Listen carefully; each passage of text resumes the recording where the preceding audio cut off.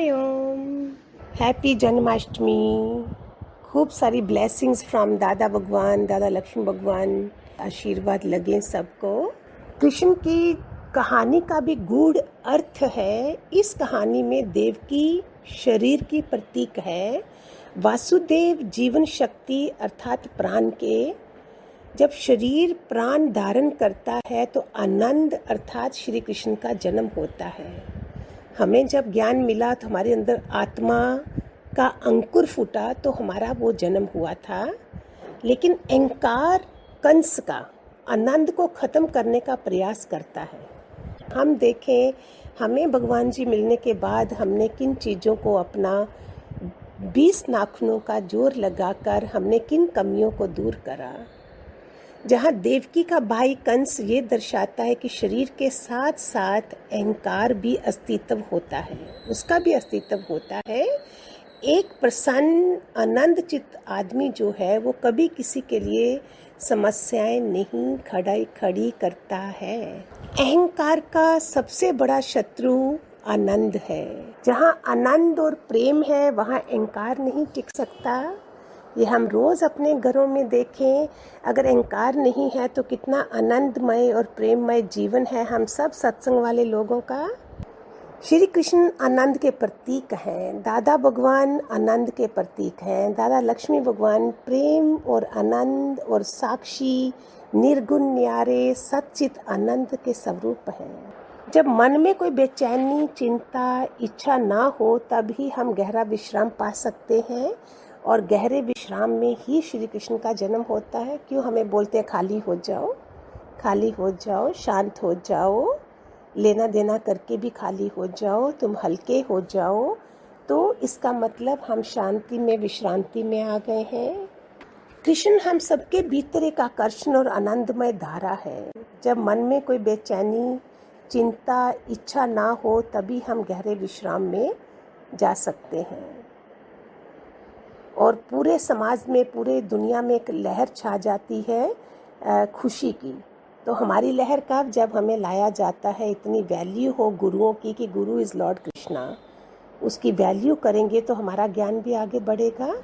गंभीर भी है, गंभीरता के साथ आनंद पूर्वक बने रहें, ये है श्री कृष्ण की व्याख्या। भगवान द्वारा, कृष्ण द्वारा मानव मात्र को दिया गया गीता संदेश हर काल में उतना ही अनमोल है जितना महाभारत काल में था। आज भगवान जी का ज्ञान कब से, कितने सालों से है और सेम उसकी वैल्यू है। असलियत में हम गीता को तो मानते हैं लेकिन गीता की बातों को नहीं मानते। गुरु को तो मानते हैं, गुरु की नहीं मानते। इसलिए हमारे अंदर बदलाव नहीं आता। आज कृष्ण जन्माष्टमी के निमन गीता के संदेशों में से यदि हम एक भी संदेश को अपने जीवन का हिस्सा बना लें तो इससे बड़ा जन्माष्टमी व्रत नहीं हो सकता। गीता का इजीएस्ट ज्ञान हमें भगवान जी ने दिया। अपने क्रोध पर काबू रखो। क्रोध से भ्रम पैदा होता है, भ्रम से बुद्धि विचलित होती है, इससे स्मृति का नाश होता है और इस प्रकार व्यक्ति का पतन होने लगता है। क्रोध, काम, वासना और बयस ये हमारे शत्रु हैं।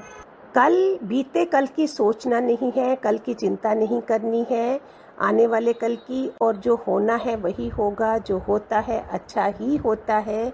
इसलिए प्रेजेंट का आनंद लो, वर्तमान का आनंद लो। परिवर्तन संसार का नियम है, यहाँ सब बदलता रहता है। इसलिए दुख सुख, लाभ हानि, जय पराजय, मान अपमान, सब में एक भाव में स्थित रहकर हम जीवन का आनंद ले सकते हैं।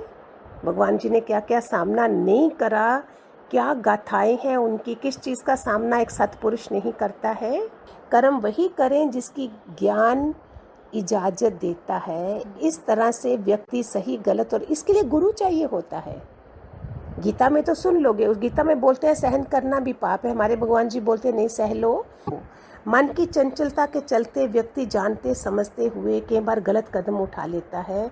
इसमें भगवान जी की वानियाँ रोज़ हम जाते थे, रोज़ वानियाँ मिल रही हैं कि चुप हो जाओ, ऐसे करो। जैसे किसी का क्वेश्चन था, मैं बीवी का और माँ का रोल नहीं करने बात सकती, भगवान जी ने बोला तुम एक आया हो। हाउ ईजी गुरु के मुख से निकला हुआ एक एक वचन।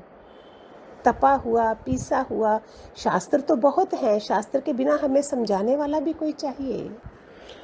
भागवत गीता में भी श्री कृष्ण अर्जुन को बताते कि मोह के बजाय सत्य को जानने का प्रयास करना चाहिए।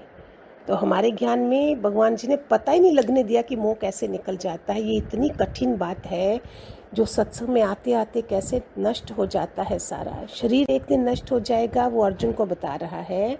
तो इसका मोह त्याग दें। द्वेष नहीं, जलन नहीं, हमें क्या करना है, कल को हम नहीं हैं, हमने क्या करना है। इसलिए उमंग उत्साह में भजन गाते गाते रहो। माखन चोर नंद किशोर, बांधी जिसने प्रीत की डोर। हरे कृष्ण हरे मुरारी, पूजती जिन्हें दुनिया सारी। आओ उनके गुण गाएं, सब मिलके जन्माष्टमी मनाएं। जन्माष्टमी की हार्दिक शुभकामनाएं।